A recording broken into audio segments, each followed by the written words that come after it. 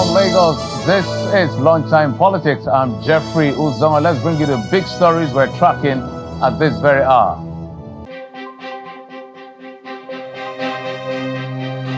After hours of grilling, the Department of State Services releases President of the Nigerian Labour Congress, Mr. Ajaero, seizes his international passport, perhaps averting a looming action from organized labor.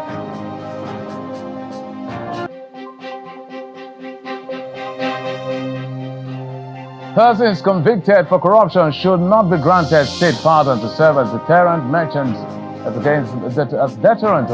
of graft. That's the new proposal by the Attorney General of the Federation, Mr. Lateef Fagbemi.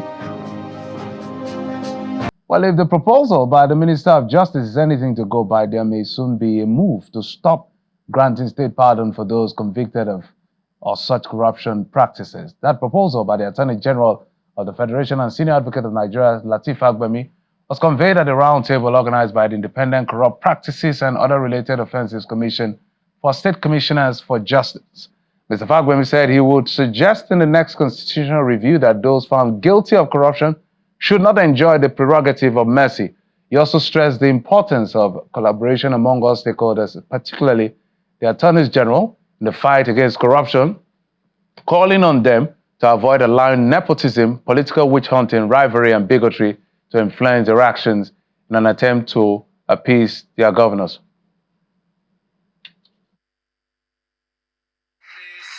From the 36 states of the Federation, Attorneys General converged on Abuja for this roundtable on building a unified front against corruption in Nigeria. Strengthening the capacity of the Independent Corrupt Practices Commission to fight corruption is the central message here. The battle against corruption cannot be won by isolated efforts. It requires a concerted and unified approach where every arm of government, particularly the state's attorneys general, work hand in hand with the Independent Corrupt Practices and Other Related Offences Commission, ICPC. One of the challenges that Nigeria continues to face is the lack of policy continuity and the fact that something good goes before us and we think just because we are there, we must do something different, whether it is better or not. The need for Attorneys General to deploy their expertise is brought to the fore. Part of our implementation strategy, we have invited you here today to examine our current justice system and develop effective strategies to enhance ICPC's capacity to preventive measures. I hope also to enhance synergy between the State Attorney General and the ICPC to provide suitable platform for an effective fight against corruption and viable solution to Nigeria's current socio-political problems. The federal government is making a case for effective collaboration in the fight against corruption. First and foremost, our fight against corruption must begin with a shared commitment to reformation and transparency. It is essential that we strengthen our institutions, fortify our legal frameworks, and ensure that justice is both prompt and impartial. The integrity of our judicial system is paramount. The summit aims to develop effective strategies to enhance the ICPC's capacity for corruption prevention, foster a stronger understanding between ICPC and the Attorneys General, and identify specific areas for collaboration between the ICPC and state governments.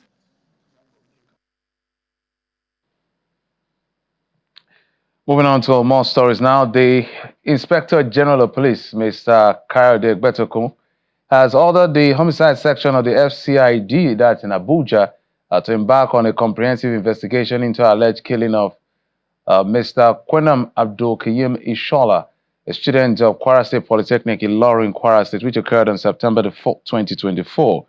A statement by the First Public Relations Officer, Mr. Olumuyiwa Adejobi, says the officers involved in the accident have been identified as Inspector Abiodun Kayode, Inspector James Emmanuel, and Sergeant Oni Philip, attached to the Department of Operations, Kwara State Command, and they have been consequently detained for investigation. The Inspector General of Police, who is saddened by this unfortunate incident, led to the loss of the life of the young Nigerian, sends his deepest condolences to the families, friends, and colleagues of the victim as he acknowledges the profound grief and loss caused by the unfortunate incident.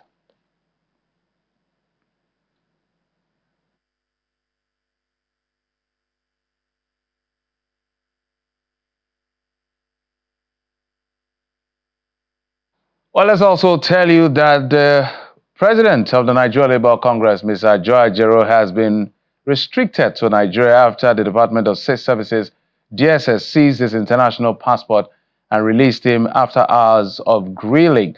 Mr. Ajaero was arrested at the Nnamdi Azikiwe International Airport, Abuja, on Monday on his way to the United Kingdom to attend a trade union congress, and detail was not provided to the arrest, although it may not be unconnected with ongoing investigation into terrorism issues and subversion charges brought against Ajaero, I should say, as his name was mentioned in an investigation that is ongoing. The Labour leaders' arrest sparked condemnation from some citizens and the organized Labour, who were already mobilizing for further action if their leader is not freed by the DSS. Perhaps bowing to pressure, he has now been released.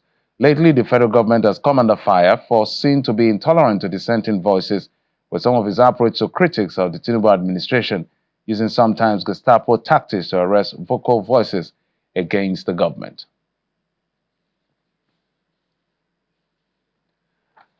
Well, we hope to have that conversation as to what is going on with Mr. Ajaero and the DSS and all the things in between. But let's bring you more stories now, and we're back to the issue of security. While the Cross River State government is seeking partnership with the Nigerian Navy to establish forward operating base in Bakassi area to enhance security and protect the proposed deep sea port. Governor Basio Otuo made the appeal during a meeting with the Chief of Naval Staff, Vice Admiral Emmanuel Ogala, where he requested the Navy's support to establish a base to address security concerns in that particular area. We have 5 islands that made up Bakassi. 2 were officially handed over to Kenya. And we still have 3 that are within the purview of Cross River State and Nigeria. We've been conducting elections there. We're doing everything. It's our people that are living there. If we go according to the Green Tree Agreement, you'll see for the part of the Cameroon, the naval presence is very pronounced, not just the Navy, they have the military, they have all presence there. But on the part of Nigeria, we've been a bit quiet. And my coming here today is to alert the chief, the naval chief, that there's need for the Navy to now begin to show its presence in that particular location. The chief of accounts and budget in Nigeria. You're welcome, sir. In his response, the naval chief assured the governor that the Navy is ready to reappraise its mission and establish strategic bases to protect the nation's sovereign defenses. In line with your request, we are going to reappraise our operation to see strategic areas where we need to establish FOBs. Although we have strategic naval bases which are victory, but we need forward operating bases, particularly towards the Bakassi area, to be able to reduce time of task for our operations. So your request is exactly what we have been thinking about, and this is also in our strategic plan, our 2021 to 2030 strategic plan. Welcome back. To that protracted interest wrangling in the Labour Party, whose National Executive Committee, led by Julius Abure, says it has reviewed the decision of the National Convention to reserve its presidential and governorship ticket for Mr. Peter Obi and Governor Alex Otti of Abia State. The party's national chairman, Mr. Abure, said this after a meeting at the National Executive Committee in Abuja. Mr. Abure condemned the outcome of the stakeholders meeting in Umuahia, the Abia State capital, where the governor Otti and alongside other members of the party constituted a caretaker committee. The national chairman of the Labour Party, Mr. Julius Abure, is presiding over the National Executive Committee meeting to discuss some of the recent developments in the party. This meeting is attended by some national officers, state chairmen, and supporters of the party. The meeting is coming after the conclusion of the party's stakeholders meeting convened by Governor Alex Otti of Abia State. I speak of course, of the illegal gathering that took place in Abia State, an attempt to create a rift within our party, led by no other than His Excellency Peter Obi and the governor of Abia State, Alex Chioma Otti. This meeting held without the authority or consent of the National Executive Council and sought to install a so-called new leadership. Let me be clear. This action was not just illegal, it was a betrayal of everything. The national chairman of the party used the opportunity to clear the allegations of financial mismanagement against him by some members of the party. Let me make it categorically clear that campaign funds were disbursed, administered in the southern states by the leadership of the campaign council. The party was never involved in the distribution of those resources. Our interest was to see how we can produce a president for the party. However it was done, we didn't bother ourselves. The meeting ended with a communique where the committee maintains that there is no vacuum in the leadership of the party. NEC in session also reviewed the decision of the National Convention to reserve its presidential and governorship ticket to Peter Gregory Obi and Alex Otti respectively. Consequently, all tickets of the party from presidency to the House of Assemblies are open to all qualified Nigerians. The party also approved the conduct of state, local government, and world congresses as will be scheduled by the National Working Committee in line with the party's constitution. Welcome back. Let's get to the very first conversation. Let's talk to the Nigeria Labour Congress. You know, we told you that Ajaero has now been released by the DSS after he was arrested yesterday at the Nnamdi Azikiwe International Airport. Mr. Benson Ukpa, Head of Information of the NLC, joins us by us. Mr. Ukpa, thank you for coming on the program. My privilege. All right, let's do this as quickly as possible. We call time, Mr. Ukpa. So we didn't have any reason given why Mr. Ajaero was arrested, although we had seen what had played out before now, given his invitation by the police, his appearance at the police station, but no official statement as to why the DSS arrested him. So what's the information that the NLC has for us as an update now that it's been released? Well, this question ordinarily should have gone to the DSS that arrested Comrade Ajaero without reason. But as I speak with you, the meeting of the Congress, the meeting scheduled today is here to hold. At the end of the meeting, you'll be briefed much more comprehensively. At the moment, I have no reason to share with you, as adduced by the DSS, as to why Comrade Ajaero was arrested. Okay, because we're just asking, just in case they've spoken to the Labour people privately and that information has not gotten to the press.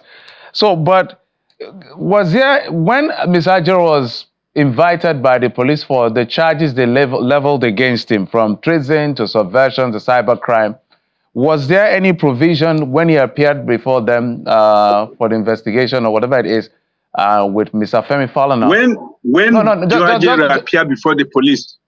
Yeah. Okay, go ahead. Go ahead. I wanted to say, was there a condition to... Can you hear me? Yes, I can hear you. If you can just hold on, let me just land on the question. I wanted to find out from you whether there were conditions given to him, including not traveling outside the country as part of the investigation. That's what I wanted to find out from you. None, as far as we are concerned. It wasn't under any it wasn't under any restrictive movement. It wasn't under any condition not to move or to move. In fact, I want to tell you that no mention was made of those charges to him when he did an appearance or when he entered an appearance on that invitation. So Nothing. He was not told to travel. Okay, was not. I guess you wanted to say was not told not to travel. I guess that's what you wanted to say. Okay, yes, he was. Yeah, thank you very much. Thank you. Okay, so let's see how the labor union, as organized labor, is interpreting what is going on, using the Ajaero situation as a case study. How do you characterize what is going on? We have a predatory state on our hands. A leadership that is forgetful of its own history and is bent on cowing everybody into submission. It does not want lawful dissent. It does not want opposition to its obnoxious policies that have deepened poverty, pauperized Nigerians, sent the country into a tailspin, and created trauma and nightmare never before experienced in the history of this country. It does not want anybody to criticize any of that. The government wants all of us to be cheerleaders. To cheer it to our own graves. But to also look at what has happened as a calculated act of destruction, to take away the attention of organized labor and the people of Nigeria from the core issues of the implementation of the minimum wage, one, of also the potential reaction of organized labor to the new wave of increase in the pump price of petroleum products. Government does not want any of that to happen. And all of this may be a calculated attempt to distract us, to scare Nigerians from protesting. This will be our interpretation. But then we do know that even if those in power now have forgotten their own history, we have not forgotten. They wrote about the Jonathan tax, a 12-pager way back 2012. They made a coffin. They said a number of things. We have the video clips here of Mr. President talking then, castigating the presidency of Jonathan and criticizing even the governments before his. He was not arrested on the basis of that.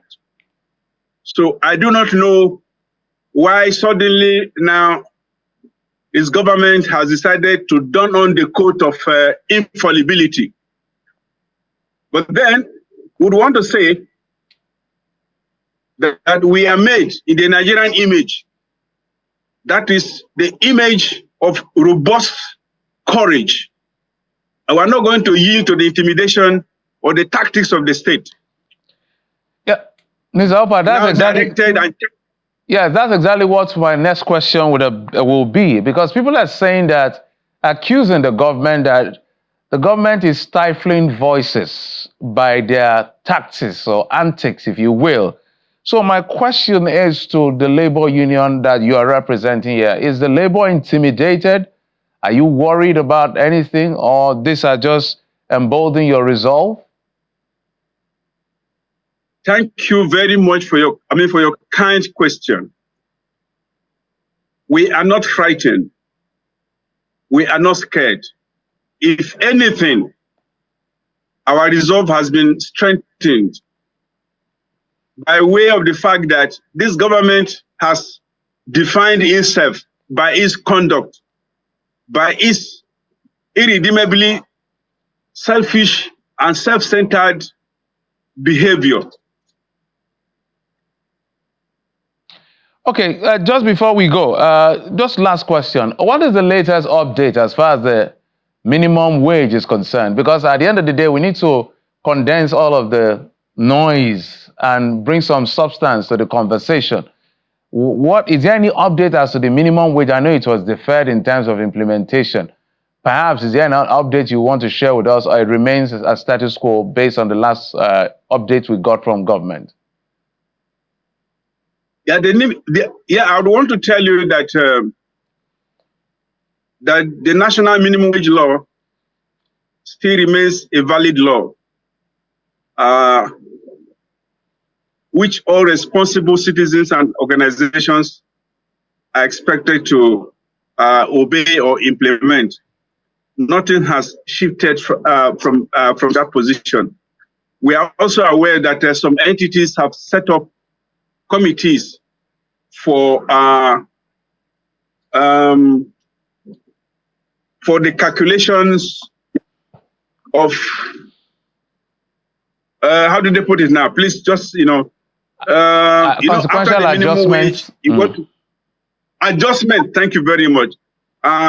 Committees have been set up for adjustment calculations. On our part, we had a meeting. On our part, we had a meeting or two with our state councils for the purpose of harmonization of process and what to expect and what not to expect. Mr. Benson Upa, must thank you, Head of Information NLC. If there's an update, we would like to be the first to know, if you don't mind. But we'll be looking out for what is going to come out from your Congress. Thank you for coming on the program. We'll move on now quickly within the time we have. Thank you, sir. Thank you. Move on now to the time, within the time we have, to the issue of the Labour Party. They said no automatic ticket for Peter Obi, Governor Alex Otti in 2027 election. We've been joined in the program by Mr. Ajaero Released. He's the Vice Chairman of the Labour Party. Joins us via Zoom. Mr. Released, let's see how we can make this happen within the short term. My apologies. So a quick one. What necessitated this action by the Julius Abure-led NWC at the NEC? First and foremost, my name is Dr. Ajaero Released, Deputy National Chairman, Labour Party. You may be right to say Abure-led NWC because that is the authentic Labour Party leadership that we have. Any other one, by way of caretaker committee, is unknown to our law, it's unknown to the rule. And even the setting up is illegal. The person that called that meeting has no power of any kind to call such meeting. Even the ward meeting, his own ward meeting, he cannot call without the consent of the ward chairman. And so what he has done is null and void ab initio. All right. So coming back to the issue of ticket for 2027. Well, we were too much in a rush to take that decision as when we were having a convention, and as a democratic organization, we consider it as autocratic. The move we made, making that pronouncement was not democratic enough because there are a lot of people who also want to also give it a shot, and therefore closing people, shutting out prospective candidates or aspirant for 2027 election was not what we thought we should be doing as a Labour Party, and therefore we had to review the whole situation and because of time, make it open to every Nigerian. Because of time, let me come in here. Because of time, you made a decision before now at your convention, and now it's difficult for you to convince anyone, from Abure to everybody in the NWC, to convince anyone who is rational to say that this is not as a result of the fallout or what happened in at the stakeholders meeting, isn't it? Yeah, you cannot rule that one out. Even if that had not happened, maybe we'll have done it in a different way. But showing ingratitude towards the party and the leadership was enough for us to also review the circumstance. Review this, look at the situation again, and have a review, have a rethink over what we have been doing. Don't forget that the so-called stakeholders meeting called by Alex Otti and Peter Obi, attempted to dissolve the entire NWC, the NEC, and even state structure. So who does that? How many people are they bringing that we now, throw away the entire party structure? So giving them this advice. All right, advise them well. So, Mr. Femi, this sounds like a political reprisal attack, in your view. But are you guys not shooting yourself in the foot when you want to offload or open the space and leave the space and not give? Just hold on, not give the ticket to Obi or Alex, who are your strongholds Because if those two men leave your party, what is left of the Labour Party in 30 seconds? Let me tell you what they are doing right now is more or less like they have left the party because they are working for APC. Alex Otti is in APC already. They are just doing all of this, they're playing this script to create an impression of crisis so that they can have justification to leave. And if Alex Otti want to leave today, so he can leave. That does not mean that Labour Party, you can see what is going on in the country. People are watching. And you know what? What happened in 2027 happened because of that moment. And more thing will happen with another candidate, I can assure you. All right. Nigerians are looking for trustworthy people who they can trust. All right. Dr. Olorunfemi, we're totally out of time. I wish we had more time to have this conversation, but technology and all of the mix-up happened. But we must thank you for your insight. This is an ongoing conversation.